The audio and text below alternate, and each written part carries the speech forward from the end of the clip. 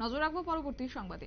7 দফা দাবির ভিত্তিতে কংগ্রেসের ডেপুটেশন প্রদান। সাব্রুম মহকুমার জেলা শাসকের নিকট ডেপুটেশন প্রদান করেছে প্রদেশ কংগ্রেসের সিদ্ধান্ত মোতাবেক রাজ্যের মুখ্য সচিবের নিকট 23টি মহকুমায় মহকুমা শাসকের মাধ্যমে রাজ্যে সম্প্রতি বন্যায় ক্ষতিগ্রস্ত পরিবারগুলিকে পর্যাপ্ত ক্ষতিপূরণ, জাতীয় বিপর্যয় হিসেবে ঘোষণা, ভেঙে যাওয়া রাস্তাঘাট সংস্কার, বিভিন্ন বেসরকারি সংস্থা থেকে ঋণ গ্রহীতাদের আগামী 6 মাস পর্যন্ত ঋণ পরিশোধ বন্ধ রাখা, বর্ধিত বিদ্যুৎ মাশুল আগামী 1 বছরের জন্য স্থগিত রাখা সহ রাজ্যের বিদ্যাজ্যোতি প্রকল্পের অন্তর্ভুক্ত স্কুলগুলিতে পরীক্ষার ফি বাতিল করা সহ মোট 7 দফা দাবিতে সাব্রুম মহকুমা শাসকের নিকট দুই বিধানসভা এলাকার কংগ্রেস কর্মীরা সাব্রুমে মিছিল করে মহকুমা শাসকের নিকট ডেপুটেশন প্রদান করেছে। কি বলছেন তারা, শুনুন।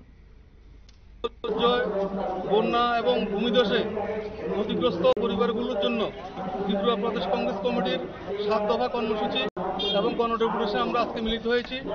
তার অঙ্গ হিসেবে সাব্রুম সাব ডিভিশনের 2টি বিধানসভা 39 মনু এবং 40 সাব্রুম বিধানসভা কেন্দ্র থেকে।